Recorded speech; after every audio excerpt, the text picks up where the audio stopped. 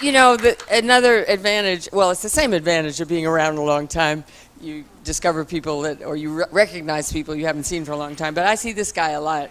I've so liked being able to bring some people I really like a lot to the rest of the world. And Paul Nugent is one of those people. You know, we're dealing with this larger reality. Can you have this on your time, not my time? I get a minute. Don't you think I talk more than a minute? Yeah. Okay. So the only thing I really do want to say about him is that he is going to give you his kind of story that has to do with the larger reality and his contact with it. But whenever I hear Paul talk, it just moves me. This is going to sound funny. It sounds like me. So, you know, me at my best, me when I'm really smart and when I really am, you know, delivering how it is and how it needs to be. So that's your challenge. Yeah, you're setting me up. You're setting me up. Well, thank you very much. Thank you, Suzanne. Somebody who's already been referenced here a couple of times, at least today, was the late Christian cosmologist Thomas Berry, who quite famously said, to tell the story of anything, you have to tell the story of everything. And I've literally got about 10 minutes. And I'm going to use, well, I could use 9 minutes of those thanking Suzanne for her courage, for her commitment, for her bravery, for her passion against all obstacles that have been thrown at her, particularly by TED and TEDx, to put on this conference. So thank you so much, Suzanne. And I'd also like to spare a word for two of my fellow countrymen, Graham Hancock and Rupert Sheldrake, who, I think, as you all know, had their talks taken down by TED because they were deemed not sufficiently scientific, which, when I heard that, gave me a great deal of consternation because, as you may know, Rupert Sheldrake is a biochemist from Cambridge University, which is one of the greatest scientific universities in the world. And my only connection with Cambridge is I was born there. And my last brush with science was over 30 years ago at school in England, when we had to take various exams called O-levels. And anything between 1 and 6 meant that you'd passed. 7, 8, and 9 were all varying degrees of failure. And I remember, well, I gave up biology because I knew I didn't have a chance to concentrate on chemistry and physics. And when the results came back, for chemistry I had 9, which was the bottom grade. But for physics I had U. And I didn't know what U was because nobody had said anything about U. And I even began to think, maybe I've passed this thing, to see at the bottom of the page that U stood for unclassified. It was so bad that I simply couldn't. Thank you very much. They couldn't even mark it.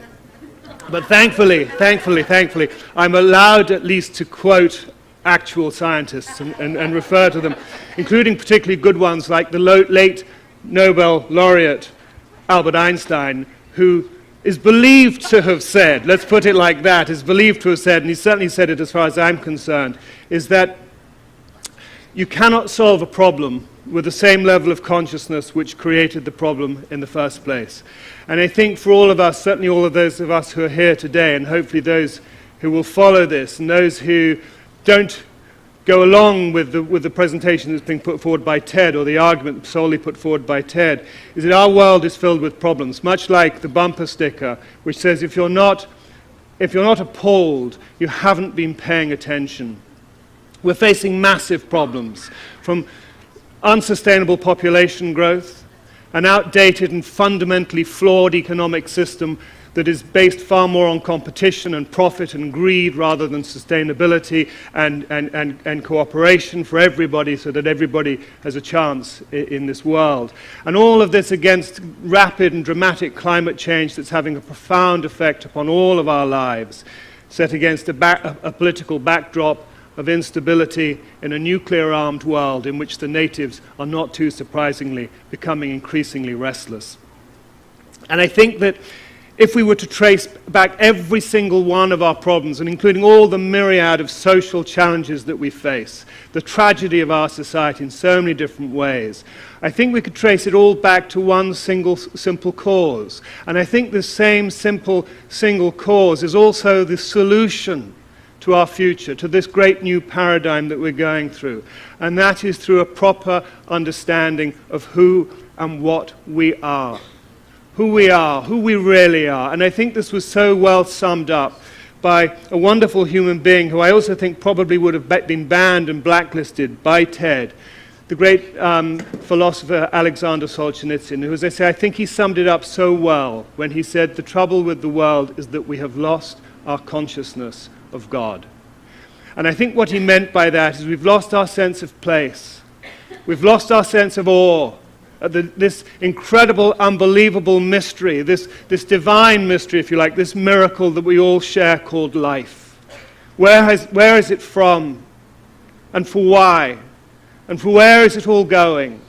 And I think to that extent, for all the advances that have been made in recent centuries, and particularly recent decades, in science and technology, it was Albert Einstein again who pointed out, no doubt after a great deal of scratching on his chalkboard and chewing on the end of this pencil and whatever else it is that scientists do, that you cannot have science, or science without religion is lame, and religion without science is blind. But the trouble is, for all these advances that we have made, our world's great religions date back to a time when we believed that the world was flat and that we were the center of the universe. And to give credit where credit is due with science and technology, they've taken us now to the furthest reaches of the universe. They've allowed us to put ourselves into perspective. And I think as we go forward into this new paradigm, instead of thinking of ourselves as Jew, or primarily thinking of ourselves as Jew, or Sunni, or Shia, or Christian, or Hindu, or Buddhist, or atheist, or any other of the myriad ways in which we differentiate ourselves, we should see ourselves in the way that of astronomer Carl Sagan put it. He said, in asking, "Who are we?" he said, "We find that we live on an insignificant planet of a humdrum star lost in a galaxy, tucked away in a corner of the universe in which there are far more galaxies than people." And I think we need to rekindle that consciousness of what we really are a part of, this gift that we all share called life. And it's not as though we're not being prompted from beyond ourselves to gain a greater appreciation of this far greater reality of which we're all a part. For example, in the wonderful, no pun intended, field of crop circles, which Suzanne has done so much to bring to the attention of the world, and which she explained earlier, how a recognition of these incredible formations that are showing up each year with greater and greater complexity, greater beauty, greater profundity. And for anybody who has researched crop circles, it's clearly evident that the vast majority of them are not being made by human beings.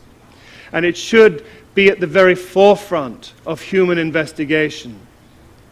And we should also listen to people like Dr. Edgar Mitchell, the sixth man to walk on the moon, who has openly stated that we all know UFOs exist. All we need to ask is, where are they from? And before him, Gordon Cooper, who testified in the 1960s at the United Nations, saying, "We know that our government is sitting on hard evidence of UFOs." And before that, in the Second World War, there was a wonderful sighting by a Royal Air Force crew that was immediately classified by Winston Churchill in collaboration with Dwight Eisenhower, because it is believed, he has said at the time, it would cause mass panic amongst the people and a disbelief in the church. And I'm not here to cause a disbelief in the church. I'm a member of the Cloth, and I'm going to shortly introduce a wonderful member from the Cloth. But I think we need to re-examine our spirituality and our scriptures in the light of what we now know. Because what was the Star of Bethlehem? And I can tell you with my limited knowledge of physics that it was not a star, because stars are suns. They do not hover over stables any more than people go up in clouds. And what did Jesus mean in John 14, verse 2, when he said, "In my Father's house there are many mansions"? And what did the Buddha mean in the Flower Adornment Sutra, when he said, "The universe is filled with intelligent life"? on innumerable planets. And what did the late Dr. Raghavan, professor of Sanskrit at Madras University, mean when he said, after 50 years of investigating these sacred texts, the Vedas, I am convinced that we have been visited by extraterrestrials since at least 4000 BC. Now, to bring this up to date more, and where I come into this, because I was curious about all of these things several years ago. And in the 1980s, I came across the teachings and the work of the late Dr. George King, who was born in England in 1919. When the Second World War came around in 1939, he was a conscientious objector, but nonetheless he recognized the need to serve, and he became a section leader in London's fire service during the devastating bombing of the Blitz, and he saw the great inhumanity of man to man. Why are we doing this to each other? In a war which culminated in the explosion of 2 atom bombs over Hiroshima and Nagasaki. Why? The insanity of all of this. And it caused him to study the ancient science of yoga. And I say that deliberately to Ted. The ancient science of yoga, with an intensity and a discipline which is rare in any age, for up to 8 hours a day over a 10-year period. And it caused a force that we all have in the base of the spine called the Kundalini, to rise through the Sushumna channel and open the chakras, the psychic centers that we all have in our body. And it enabled him to go into the highest states of consciousness known to mankind on this earth, called samadhi. And with this ability, with this remarkable ability that we all have, in 1954, he was contacted, and this was during the height of the Cold War. When flying saucers were very commonly seen, he was contacted by an extraterrestrial source, using in part telepathy, that's been discussed in this conference. And he took in all over 600 transmissions, what we call cosmic transmissions, from these extraterrestrial intelligence, these masters from other dimensions of existence within, not just this, well, primarily from within our own solar system. And I want to share, well, I maybe share in a moment, but what I do want to do is I want to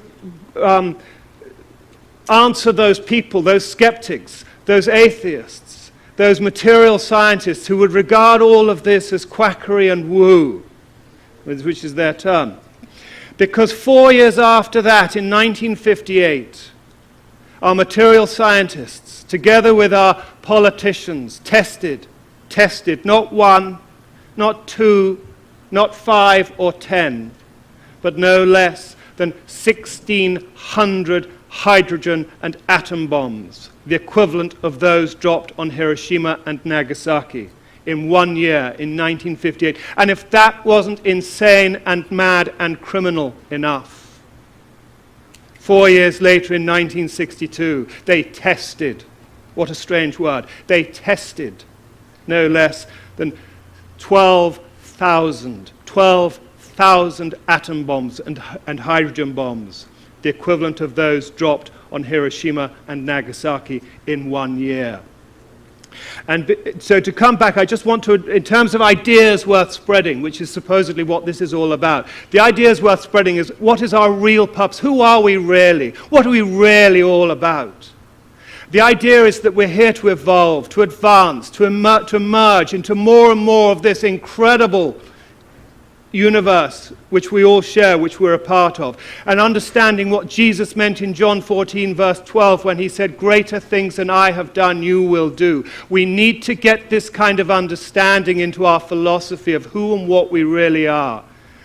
And the two things that I want to share that came through Dr. King. One is when terrestrial man begins to realize his true position in the cosmos, he will then begin to manifest this great energy of love.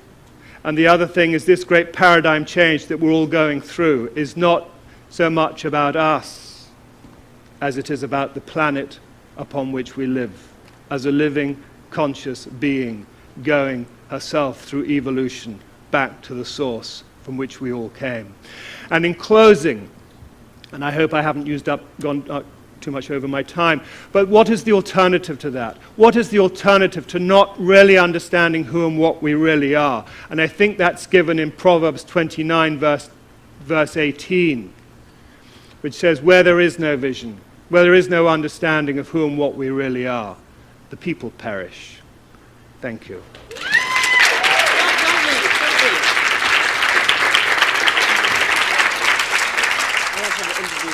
All right. I'll just say a word. I think he did me very well. I don't know the Bible verses, however. He did me a little better there.